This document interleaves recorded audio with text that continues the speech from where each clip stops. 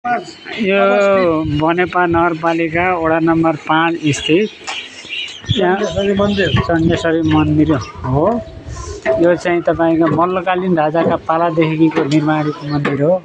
यसको पुनर्निर्माण चाहिँ 2069 सालदेखि 2072 सालसम्म निर्माण भएको रहेछ। यो पुरानो ढङ्ग र आधुनिक ढङ्ग दुईटै मिश्रितले निर्माण भएको छ। यो चाहिँ तपाईको अहिले हेर्नुहोस् न, ठ्याक्कै राम्रो तरिकाको भएको छ।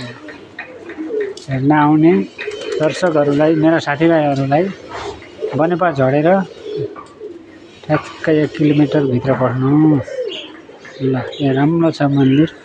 उता सामुदायिक वन छ, यतापट्टि यताको यसो पछाडिपट्टि मन्दिर बजार छ।